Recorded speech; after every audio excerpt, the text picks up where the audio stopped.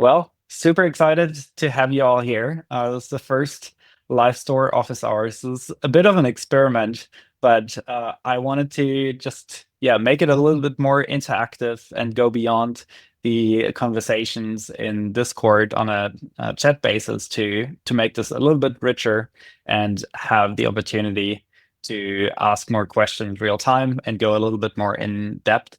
So some of you ahead of time have taken me up on the offer to submit a few questions ahead of time. So we have a few submissions here, which are really good questions, and I'm looking forward to discussing them in more detail.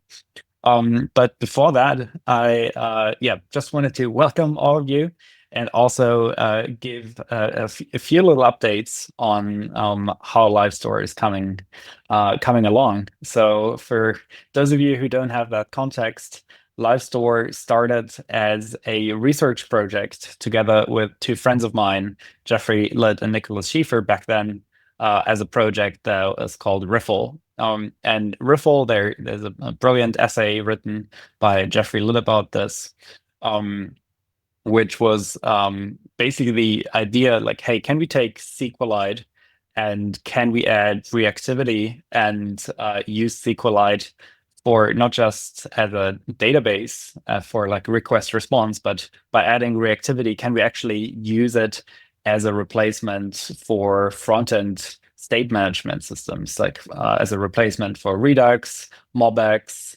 Zustand, those sort of systems.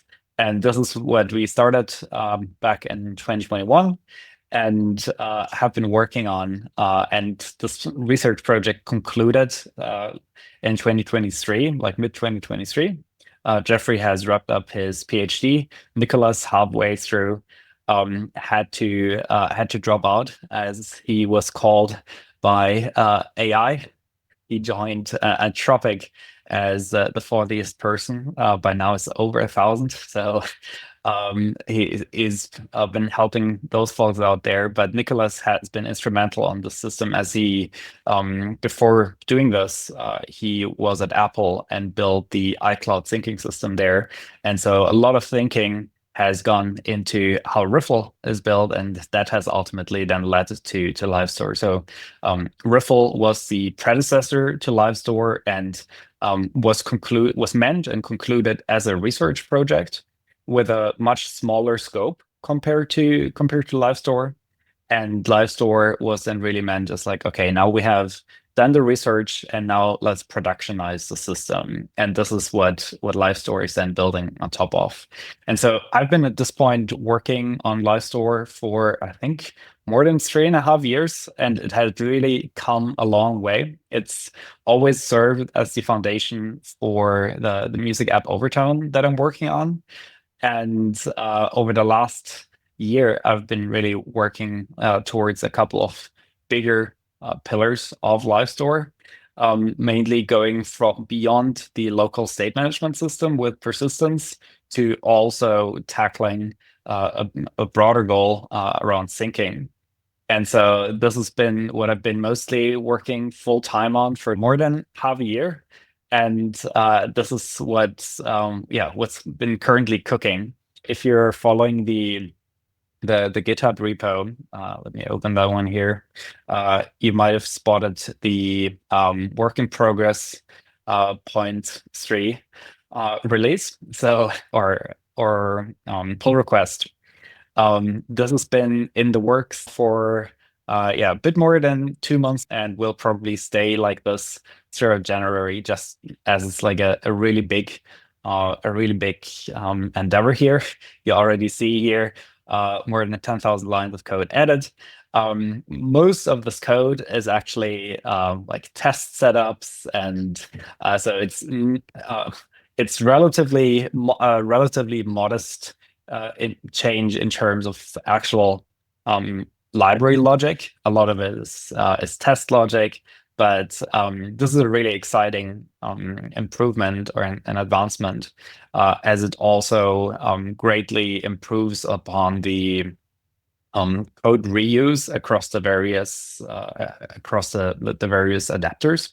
And one thing that's also really exciting here is there is a changelog. I'm not sure whether you've seen this, Speaking of fast or slow reactivity, the GitHub UI here is always a great reminder of like why that matters.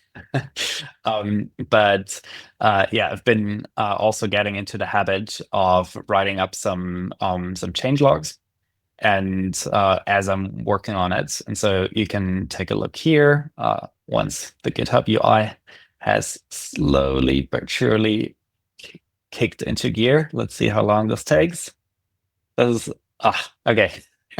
There we go. Always refreshes my purpose of like that state management matters. Those are some work in progress notes of what I'm working on as part of this refactor or as part of this PR. And one that was not necessarily initially part of the scope of this, but has then made it into scope and is now, I think, really developing as a major improvement is a new node adapter. So before we just had the web adapter and the Expo adapter. And so now, as I wanted to work on syncing, I just needed to, I basically, this is such a big endeavor that I started with a test setup. So I created various like unit tests and integration test setups. And I initially started testing the web adapter, but there was so much stuff in between, namely like the playwright setup, etc., that my feedback loop was just not fast enough. So I thought, okay, how can I remove or reduce the scope of what I'm testing here as much as possible to improve my feedback loops? And given that the web adapter is also like is multi-threaded, where you have like your main thread and then a worker thread where like persistence and so on happens, there was just too much stuff that was exercised all the time where I wanted to work and test a smaller part of the system. And so I thought, okay, how can I encapsulate this more? And this is where I started realizing, okay, what's missing here is a node adapter, and this has come up a bunch of times beforehand as well. And so yeah, I started laying out the foundations for that, and that has indeed helped me to have a much simpler and a much better test setup. And now has also given us a node adapter that enables a whole bunch of really, really cool new deployment scenarios, where namely now you have like various node servers. And when I say node adapter, this is really in like lack for a better term. This includes Spun support. This probably also includes Dino support, and at some point will also support things like Cloudflare workers.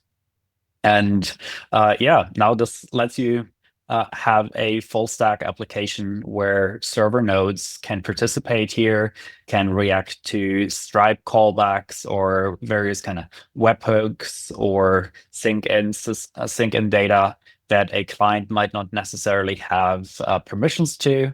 Or a server can also listen to specific client messages and react accordingly and send out emails, etc. So really excited about what this will unlock.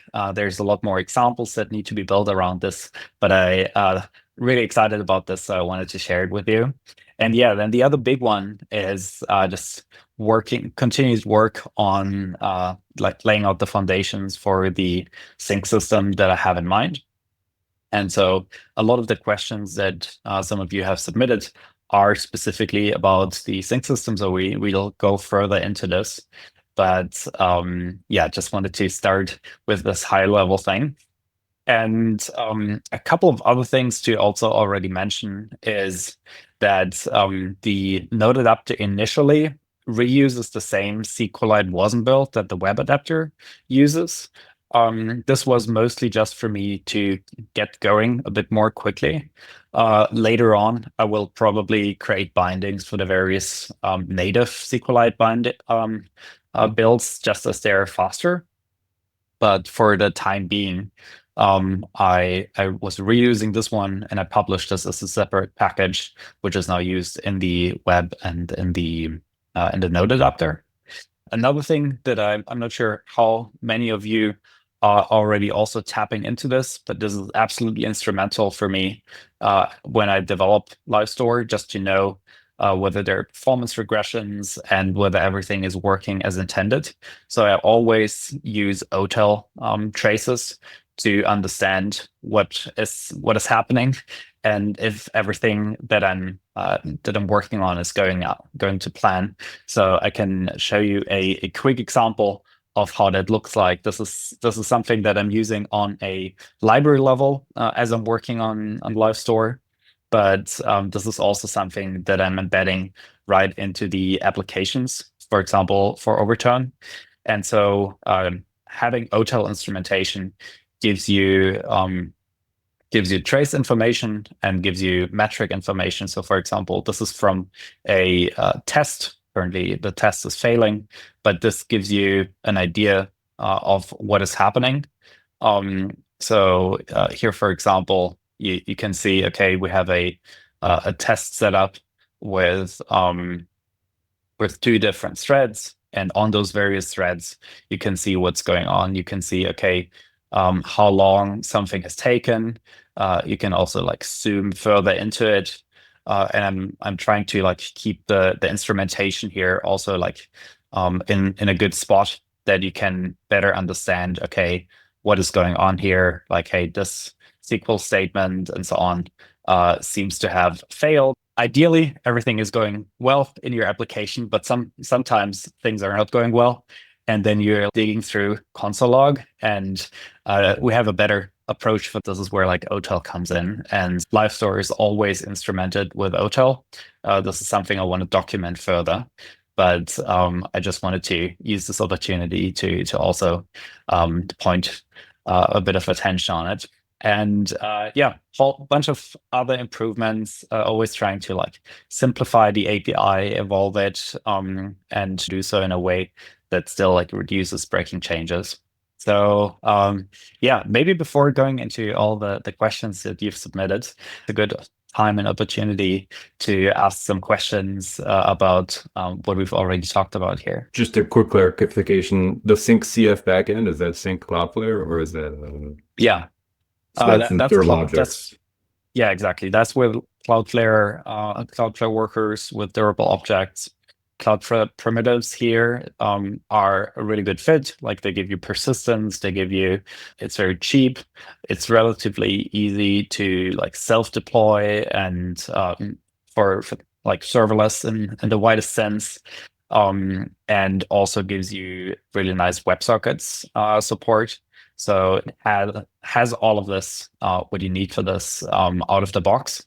But I'm intending to build the entire syncing system in a way that that it will support multiple sync backends. So this is also where, in collaboration with the folks from Electric, I'm also working on an initial Electric integration. Right now, this is mostly like the reference implementation. And I'm planning to keep this one in a good spot. There's still a long way to go in this regard for just to improve performance, to also improve like observability, and then this is really where the statefulness lives in the overall system.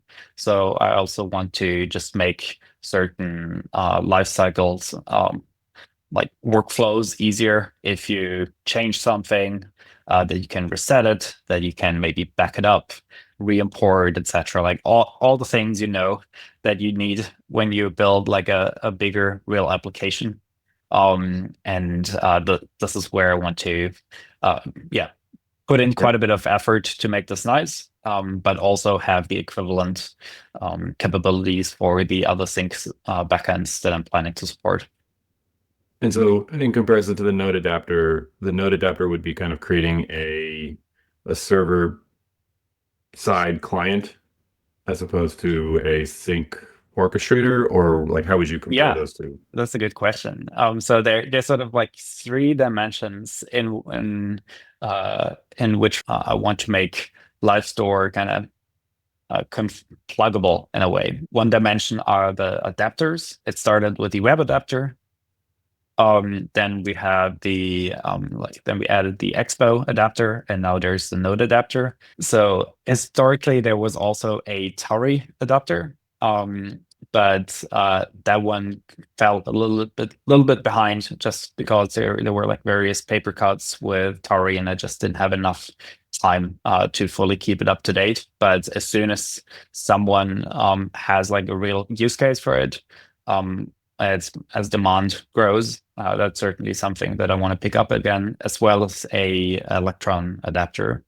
And so the Expo adapter also is currently only for Expo iOS and Android, but I'm already in touch with the Expo team about extending this further to also support Expo Web, which is going to be a bit of a bigger adventure. But once this is going to work, it's going to be really cool, just because Expo is so awesome about supporting multiple platforms. And this is a bit of a wrench still in that dream, but we're getting closer to that. So those are adapters.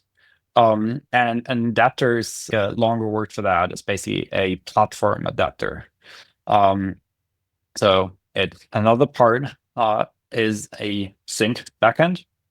And so this is where I have currently a implementation for Cloudflare Workers, but also one for Electric, SQL on the horizon, and there might be more. We talk a lot more about this. Just one other aspect are like framework integrations. So this is where we currently have one for React. But there's also someone in the community has already done some really exciting work on an initial solid integration, which is really, really cool because I think what's the coolest part about it is like how little code it is actually. So if you're looking into the package here, the integration work here for the entire thing is like around 200 lines of code. And this can actually be reduced quite a bit. There's like code that I can share across the React integration and the solid integration. And this should, yeah, we'll be able to bring this down quite a bit, make this code more intuitive. And a potential Svelte integration will be similarly little code, and beyond and you don't really need the kind of permission or blessing of a full-blown framework integration to use it with a particular thing. You might have seen that LiveStore already provides an example for web components, so or custom elements. And so this is just like a single file of an example that just works with web components out of the box. And so this is it's kind of interesting when you're changing your perspective from like the default way how most web developers think about web apps is kind of maximalist. Like most Gravity has something like React or Solid or Svelte, kind of like very rendering centric. But once you allow yourself to be a bit more like data and reactivity centric, then you understand like how little work actually needs to happen for the rendering to work. And yeah, so really excited about just having more framework integrations. So far, I just haven't gone all in on this just because I want to keep the any sort of surface area that I'm responsible for. I want to keep that somewhat to a manageable degree and first make sure the foundations are really solid. Well, React, the unintended pun here. But yeah, those are sort of the three dimensions in which LiveStore currently tries to support whatever is reasonable. And yeah, I hope your question was about the distinction between like a adapter, platform adapter, and a sync backend. I hope this makes more sense now. Totally. That's great. So I'm planning over the next couple of weeks, I'm planning to roll out a couple of dev releases of this. So whoever wants to get their hands dirty a bit earlier and wants to try it out in their own app and provide feedback, that's very welcome and allows me to like iterate further on it once 0.3 is officially out, it's as smooth as possible. But yeah, then let's go back to the agenda and like the submitted questions here. Oh yeah, before going into that, my current plan is to um, go from the current private beta to a public beta of LiveStore, and hopefully that will happen around like towards the end of Q2. This is it's not officially announced yet, but we're also in the process of putting together the next local first conference in Berlin. And so my plan is to use that sort of as a nice time uh, goal for to actually also then finally release LiveStore. And so yeah, really excited about that time frame as well. Um, cool. Then let's go into the submitted questions. I think a lot of this is very syncing related. So AJ, you've submitted a question here. How LiveStore plans on handling sync and then persistence to a centralized database. So I've prepared a couple of talking points here for me, but just to start out with an empty diagram here. If we just think, okay, here we have like we're building an app, and so this case it's like client C1. And then there is like a client C2. And so this is a user. Wish I could draw a little bit nicer, but I'm not Steve Ruiz. Um, okay, this is user 2. And so they are these two users can communicate. And so for many use cases, this sort of topology is already fine. But this needs to be facilitated through like a central sync server. And so this is, for example, what the Cloudflare sync server does, or the Electric sync backend. But I think the question, AJ, was can I also, like in this scenario, we have a little database basically embedded here. So this is always my my way to draw a database. So we have a database here, and we also have a database over here. But in a traditional web app, you also, or primarily, you have a much more chunky database somewhere here in the cloud. And so and you might still want that for various reasons. And so the question is, how can you still do that? There will be various ways to do that. One way I can do that is by as part of the sync server here. So this is the sync server. The sync server basically just distributes the sync events across all clients. But the way how you could think about it is that you actually have like another like server client. And now this one could just participate here in the system and just keep its own database around. And so this doesn't need to be one-to-one, always the same. Those two clients work on the same thing, but there would be other clients, or those clients also work on other documents. Let's say we're building actually something like TLDraw right now, where I'm currently in this document, but I can also have other documents. Maybe this database is corresponding with one document or multiple, but this database could actually also, you can set it up in a way that it houses all the documents. So you can configure this in whatever way you want. And yeah, I think it's architecturally quite nice and simple that a server actually is also just a client. And in this case, the client would only listen and like write it here into the database, but you could also set it up in a way where the server client is also participating and writing things in here. So for example, if you have a use case where you want to implement like some sort of payment setup with Stripe, and you have Stripe, let's say this is Stripe, and let's say Stripe sends you like a webhook in this direction or the other way. Let's say Stripe sends you a webhook that something has happened.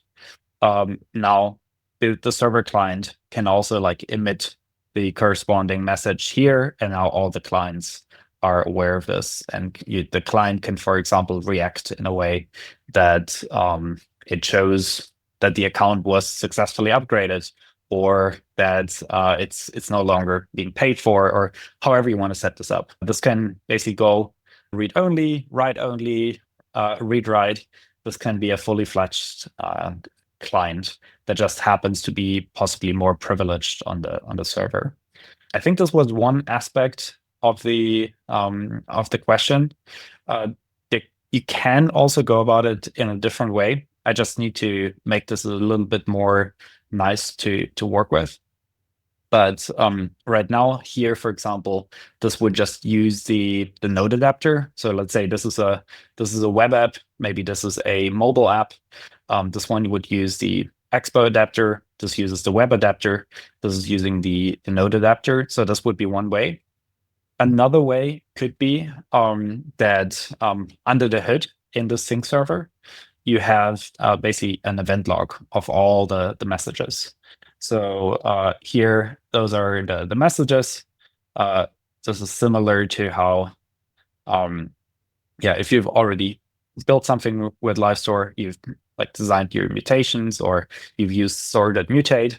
So everything that was a mutation event at some point flies through this thing here, and this is how all those systems converge. But every adapter, one of the things it's doing is that it basically like listens for new events, new mutations, and applies them on top of the database. But instead of letting LiveStore do that, you could also listen to the events yourselves manually and build your own interpretation of that. And so, for example, if you don't want to have like your SQLite database here, but maybe you want to pump the data into a big data lake, or you want to put this data in a DuckDB, or whatever you want to do, you can also interpret the event log manually directly and basically create your read model. Those are the two options that I think are useful patterns for a centralized database. AJ, do you think that answers your question? This is very helpful. Great. Before going into the next one, maybe anyone else has some related question to this one.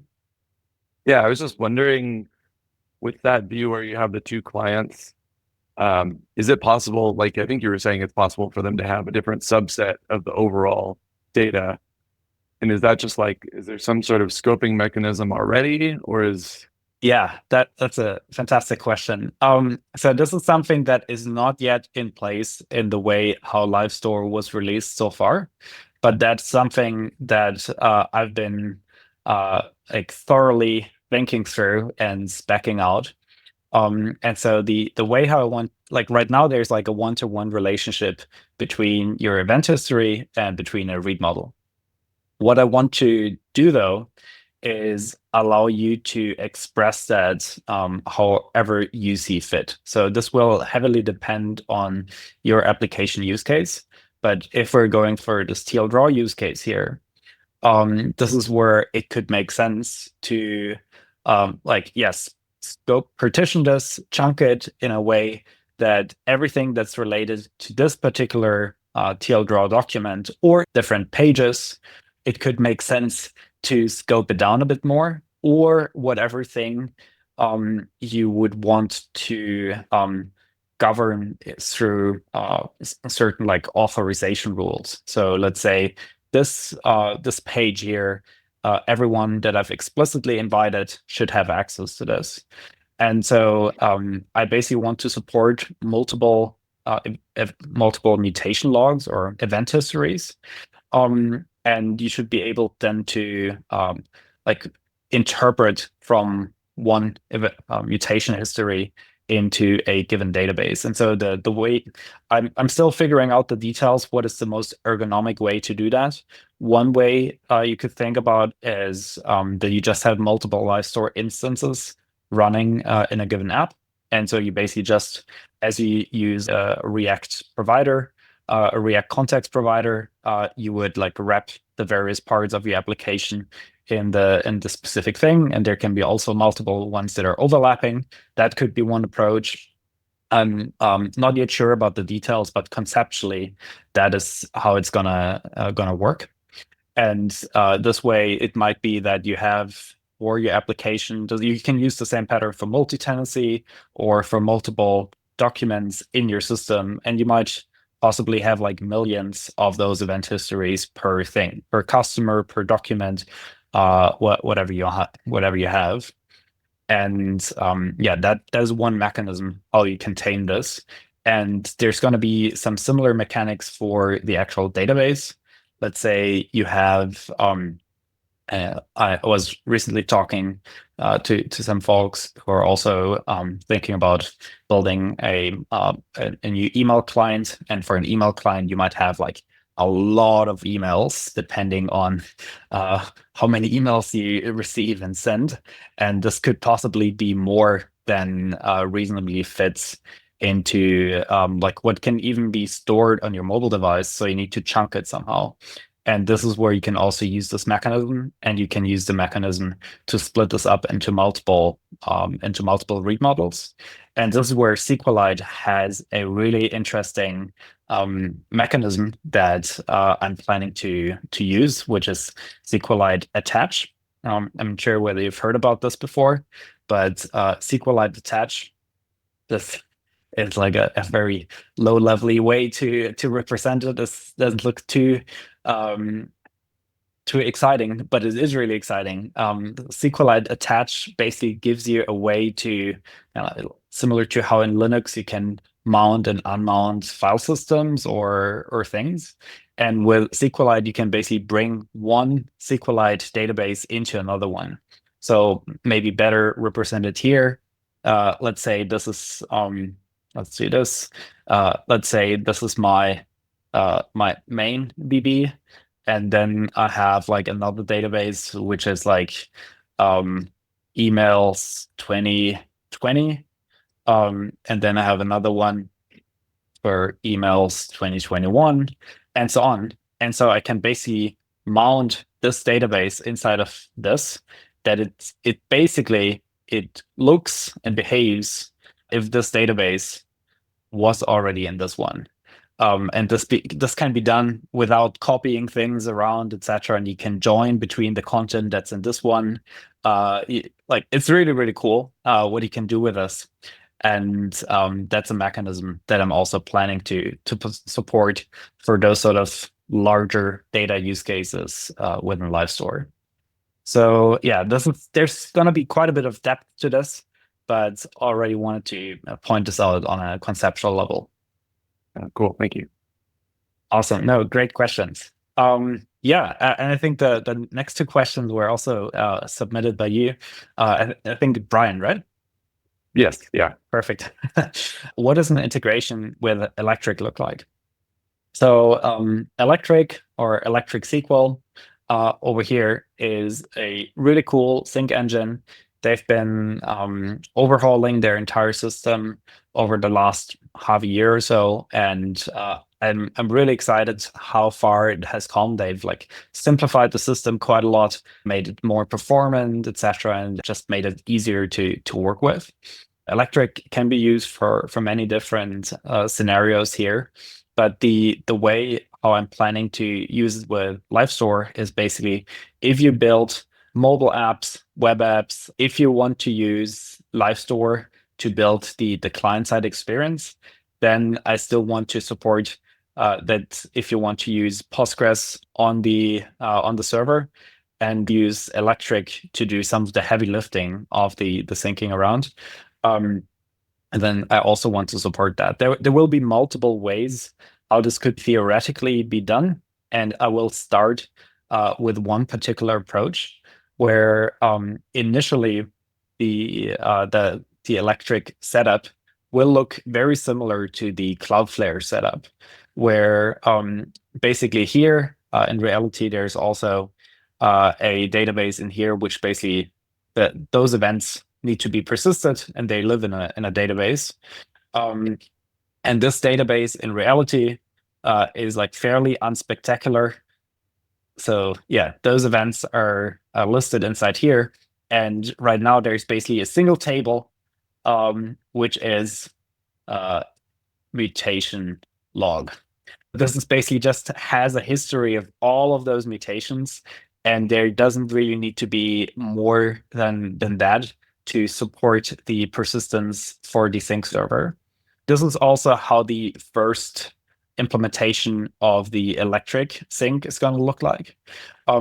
This is like the electric sync engine is very optimized. So you're likely going to see better performance than with the Cloudflare sync system out of the box.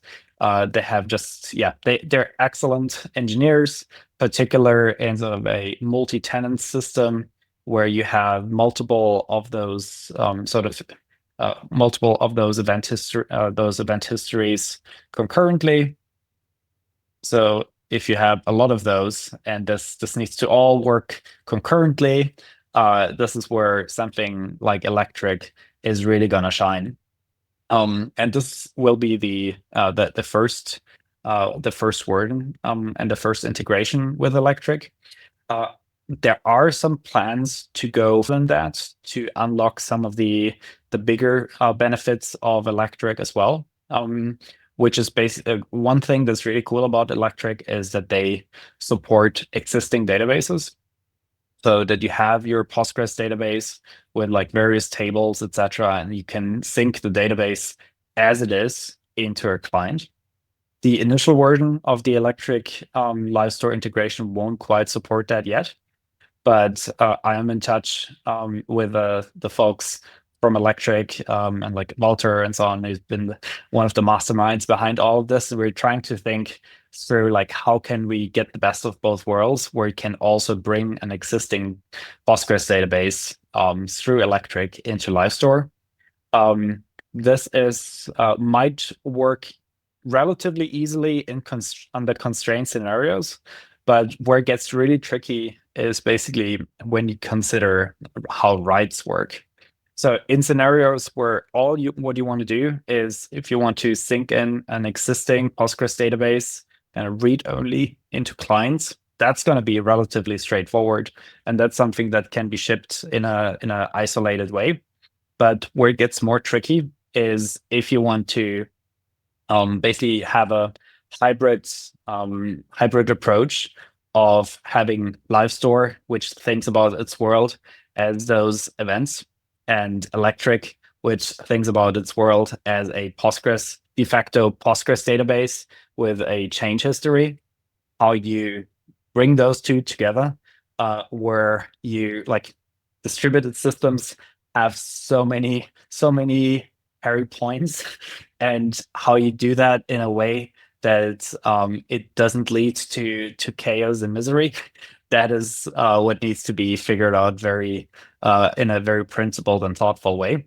And so this is something that's not on the short-term roadmap, but we're trying to explore it. And then depending on who's really gonna need that, we want to push this further. So initially, it's gonna be like all event sourcing based, and later want to also explore some hybrid scenarios. So you've prepared some diagrams here. We can also look at those, but maybe you want to relate a little bit to what I've said in regards to your question. Yeah, and the diagrams, like I made those for me and before you announced this, so I don't know, they're kind of intense, but yeah, I think that makes sense. And it's basically like use it just as a way to sync the mutation log essentially for the initial electric That's right. integration. Okay. Yeah, and that makes sense. I think, yeah, it's like obvious you can get into all these hairy situations. That's where I was thinking, like, oh, is it possible to just consume, have a special LiveStore mutation that is like one of those patch updates that you get from Electric? And then the tricky part becomes, I guess, you need to, sort of figure out when something is integrated into the central database. And in this diagram, what I did was kind of like a commit.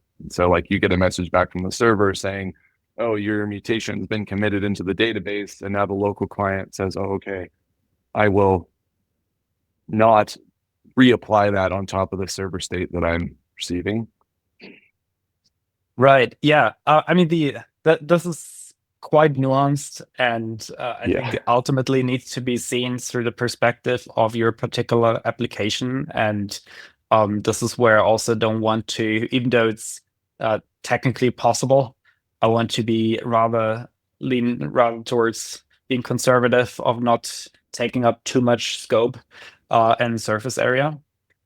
Happy to share a bit more thoughts on. I see Jess raising his hand. They maybe have a question. Yeah, I was just going to point out that Josh had a question in the chat that I've seen, and I wanted to make sure that given time, Oh, great. Be able to yeah, thanks a lot. Seeing it now.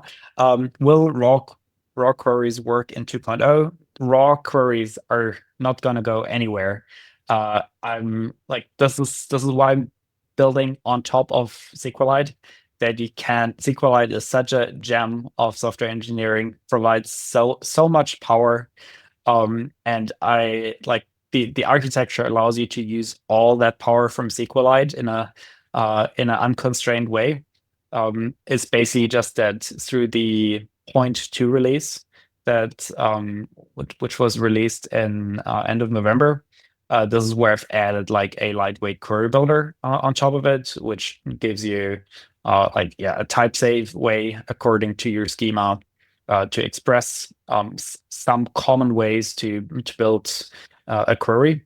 But if you need more than that, any sort of advanced join scenarios, etc., you can use raw queries to your heart's content.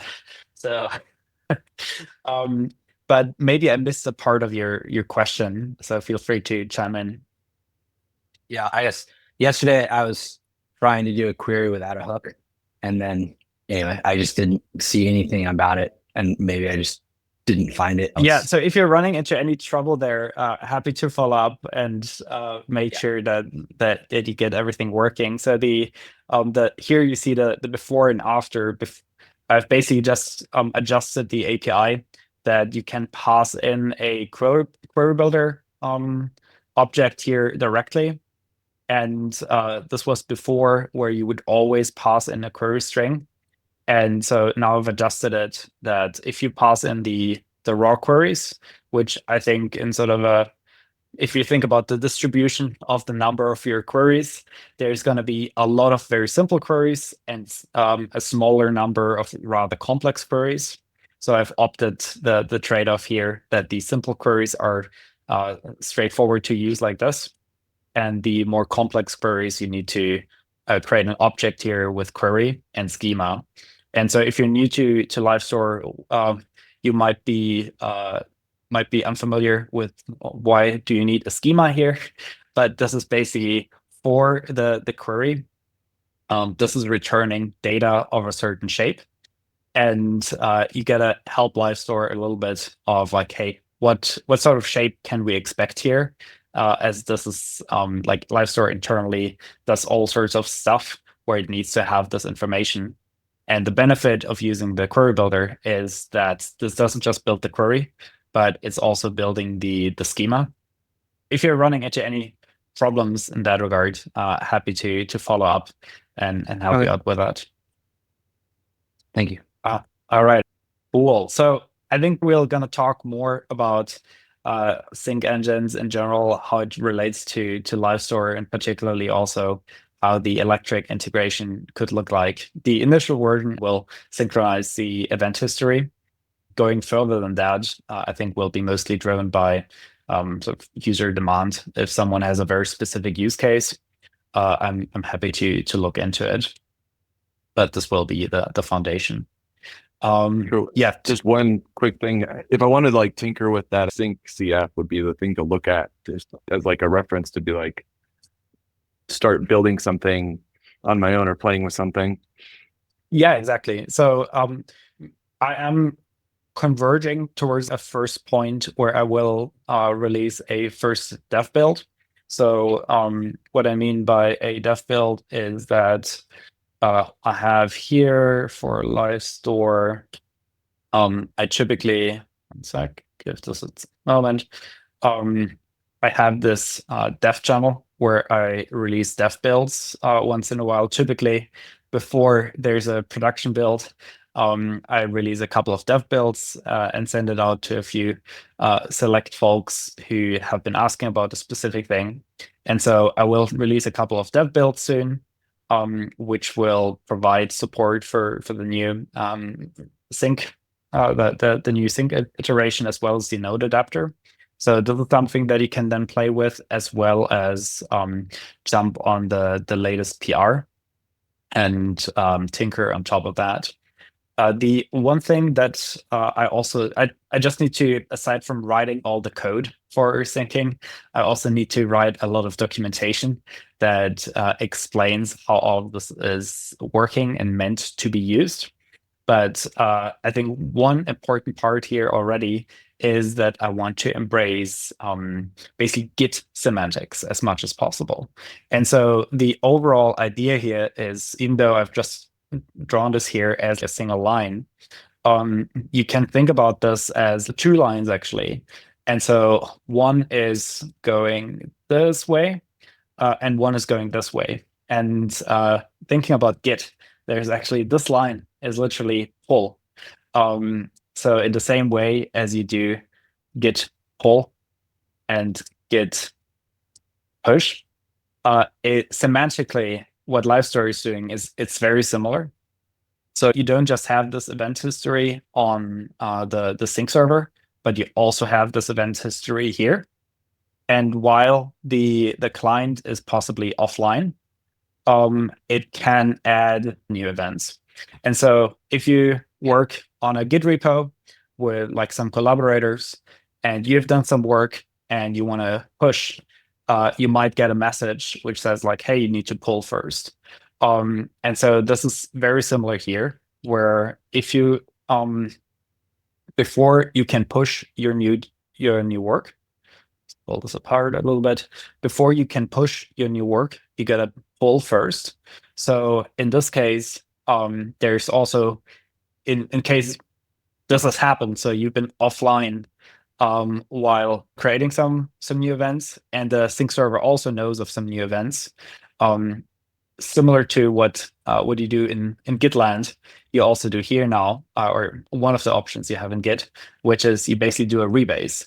That means you stash your local changes away, you pull down the new remote ones, and then you rebase your changes on top of it. And that is semantically what's going to happen. And that's also like what happens within a LiveStore client itself, where this is like right now I've drawn this as one box, but depending on the adapter, it's actually multiple boxes. Since within a client, you can have multiple browser tabs and there's workers, etc. So actually the browser tabs and the LiveStore leader worker are also doing this Git push and Git pull thing internally, as they can also fall behind. And so if you want to tinker with this and dig deeper into it, this is the semantic mental model you gotta have. And one thing that I also want to explore further, or I have already spec'd out, I just need to get to implementing it, is while you do the rebase, similar to how you do a rebase in your code editor in a more concurrent code concurrency situation, you might have a merge conflict. And that is also something that can be facilitated with this, where it could be that like this event and that event, they actually have semantically an overlapping relationship.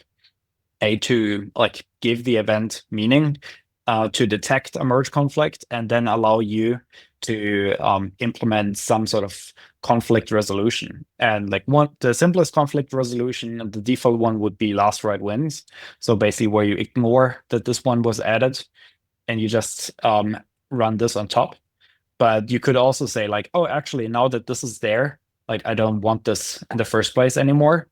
Or you can also merge those together and say like, oh, in this case, I want to have a orange one.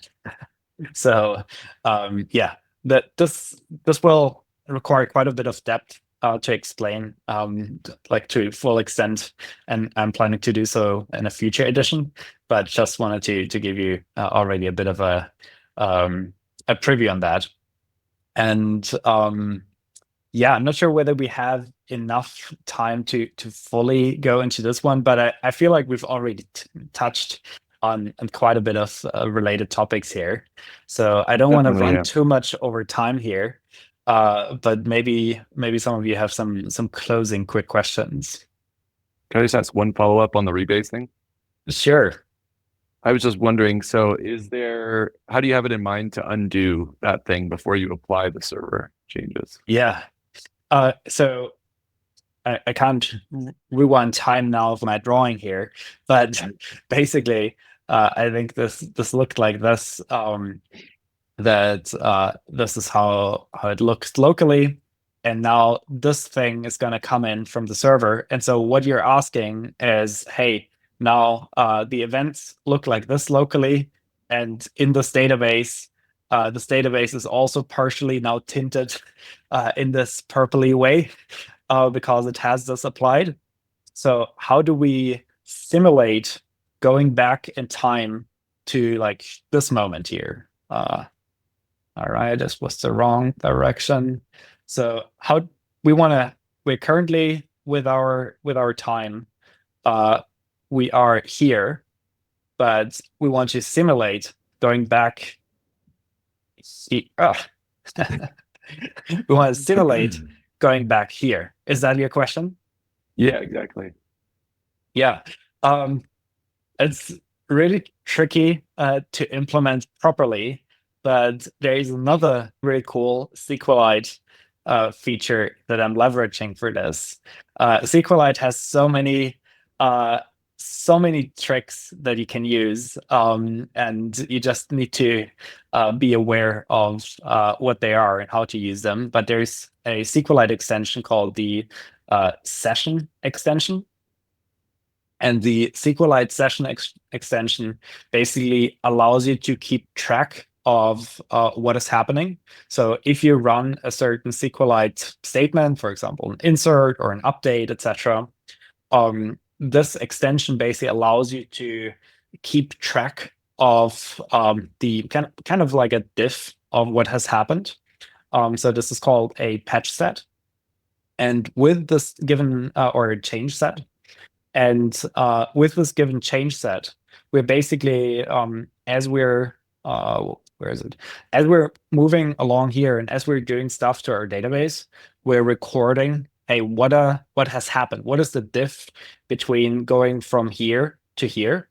And we're basically accumulating next to the events. We're accumulating those little blobs of what has happened. And then the really cool part about the session extension is you can't just have those diffs, but you can actually invert them. So similar to how you have the Unix diff command, or like how you have patches, and you can apply them in one way or in the opposite way. So you can do the same thing here.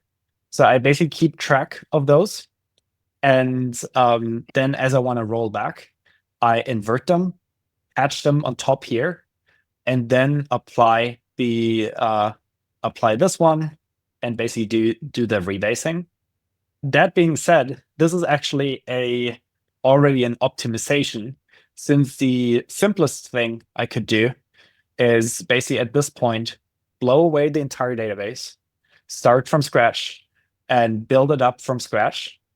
But this is, given that this could potentially be back like a lot of time, this is a optimization that allows us to go back to the optimal point.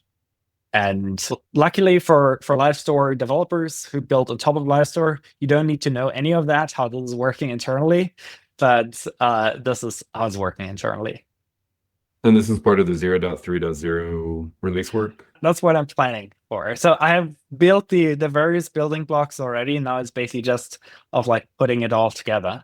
But so you can if you're curious, you can see the related work.